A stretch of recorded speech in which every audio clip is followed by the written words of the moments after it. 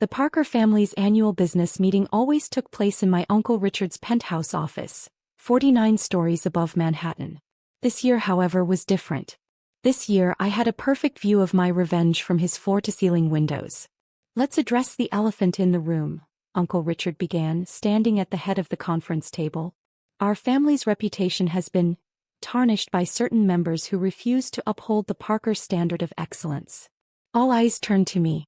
Emma Parker, the family disappointment, sitting quietly at the far end of the table in my simple black blazer, which my cousin Sophia had already sneered at, whispering loudly about outlet store fashion. If only they knew this outlet store blazer was custom-made in Milan. "Emma," my uncle continued, his voice dripping with practiced disappointment, "it's been 5 years since you left Parker Financial. 5 years of what exactly? What do you have to show for your rebellion?" I thought about the documents in my briefcase. About the gleaming 60-story building across the street, its windows still covered for tomorrow's grand unveiling. About the name that would soon be illuminated against the Manhattan skyline. "I've been working on some projects," I said mildly. My cousin Blake, recently promoted to Senior VP of Parker Financial, couldn't contain his snort. "Is that what you call hiding in your apartment playing with computer code?" "Some project." 5 years ago, I'd walked away from my executive position at Parker Financial to start my own technology company. The family had never forgiven what they saw as a betrayal of our 100-year legacy in finance. "Emma," my father spoke up, not quite meeting my eyes, "we're worried about you.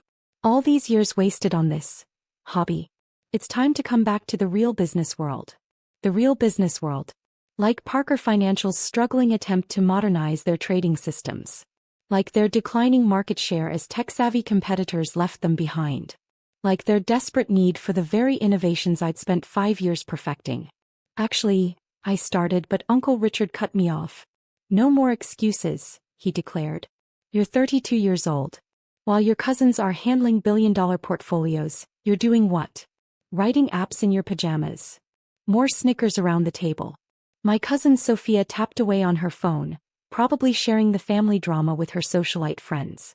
"Richard," my mother attempted to intervene, "perhaps we should dash." "No, Caroline," he silenced her with a wave. "This needs to be said.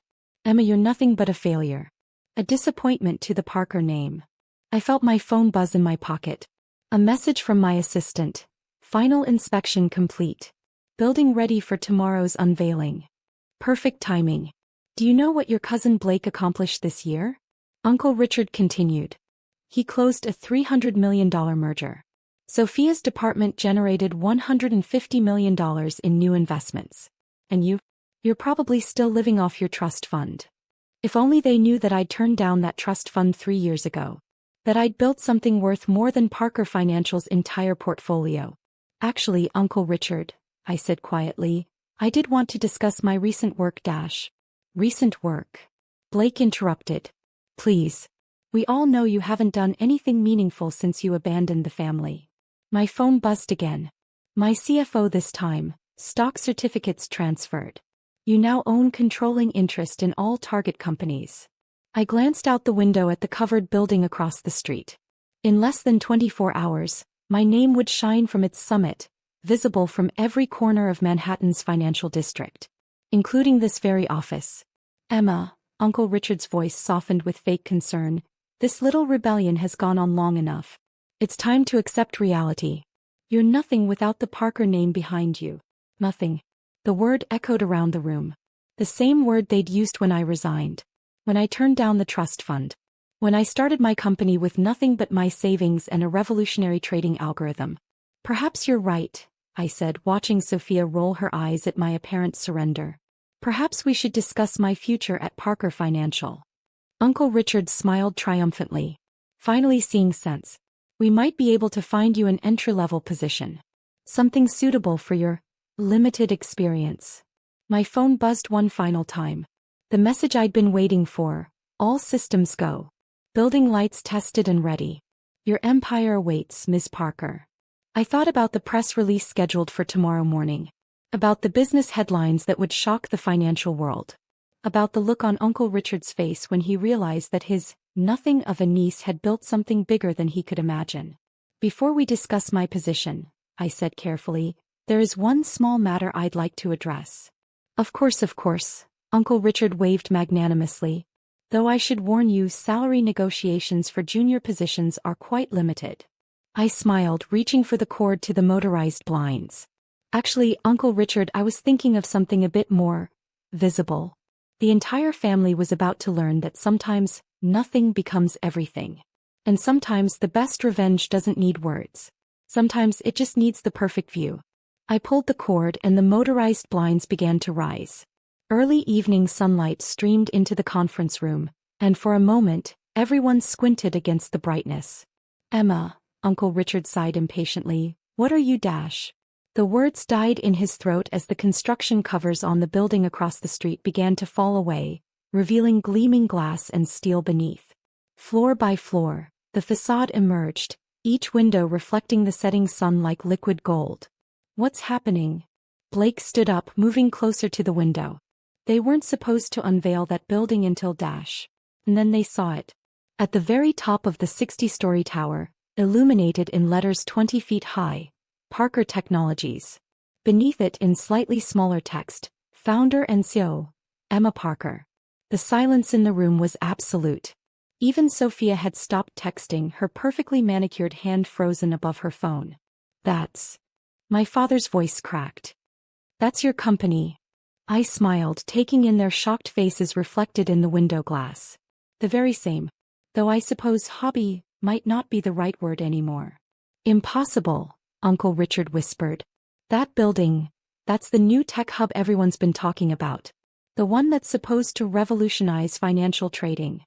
The one that just acquired controlling interest in 6 major financial institutions? I pulled out my tablet, sliding it across the table. Yes, that's us. Would you like to see the portfolio? Blake grabbed the tablet, his face growing paler as he scrolled through the numbers. 10 billion in assets. 15 major patents. Trading algorithms licensed too. He looked up, horror dawning in his eyes. You own half of Wall Street. Half of Wall Street's technology infrastructure, I corrected him. The other half is still running on outdated systems. Like, for instance, Parker Financial's trading platform. Uncle Richard collapsed into his chair. The merger offers we've been receiving. All from shell companies owned by Parker Technologies, I confirmed. I wanted to see how many times you'd reject your own niece's attempts to save your company. Save our company? Sophia's voice rose an octave. Parker Financial doesn't need saving. I pulled up another document on my tablet.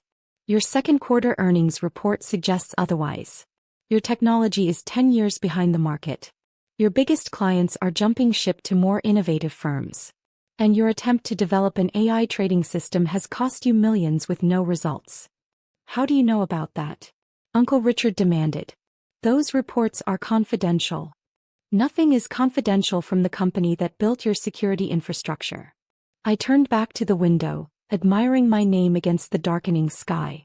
Did you really think I spent 5 years doing nothing? My phone buzzed, a message from my COO. Stock market closing bell in 3 minutes. Ready to announce the acquisitions. You see, I continued, while you were all laughing at my computer code, I was building the most advanced financial technology company in the world. While you mocked me for hiding in my apartment, I was developing algorithms that make your trading systems look like ancient history. I stood up, walking to the window. And while you were calling me nothing, I was becoming everything you claimed to be but never were: innovative, forward-thinking, successful. Why? My father asked quietly. Why didn't you tell us? Would you have listened? I turned to face them. 5 years ago I tried to tell you that financial technology was the future. That Parker Financial needed to evolve. What did you say, Uncle Richard? He wouldn't meet my eyes. You said, and I quote, leave the real business to people who understand it. Well, I understood it better than any of you. I saw where the industry was going while you clung to your outdated methods and family legacy.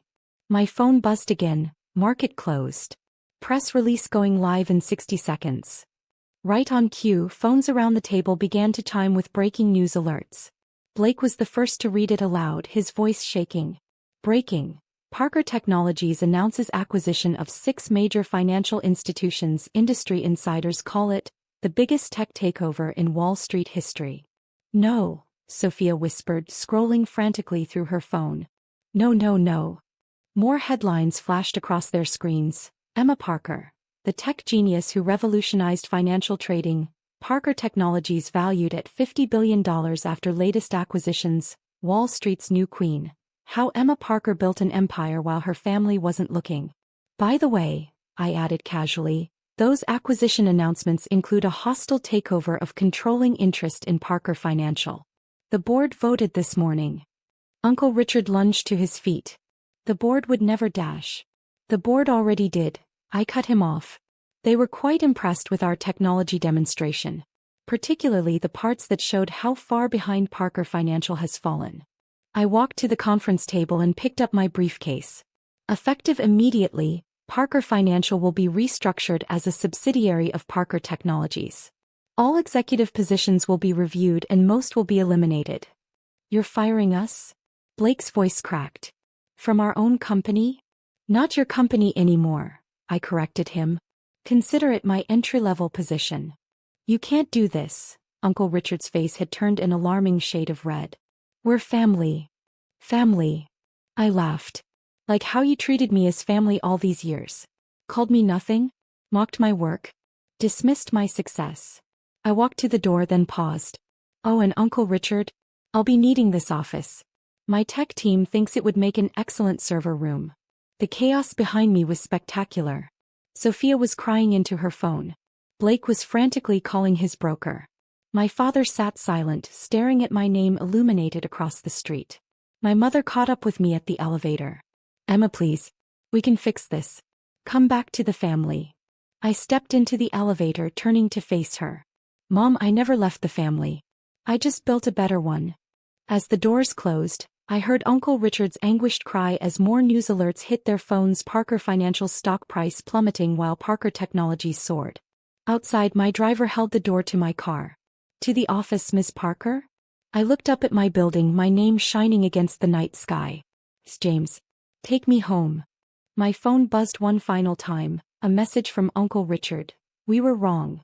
Please, let's talk about this. I deleted it without reading further and looked back at his office window. He stood there, silhouetted against the light, watching his empire crumble while mine rose across the street. Sometimes the best revenge isn't telling someone they're wrong. Sometimes it's letting them see your name in lights, shining so bright it blinds them to everything except their own mistakes. And sometimes, being nothing is just the first step to becoming everything they never thought you could be.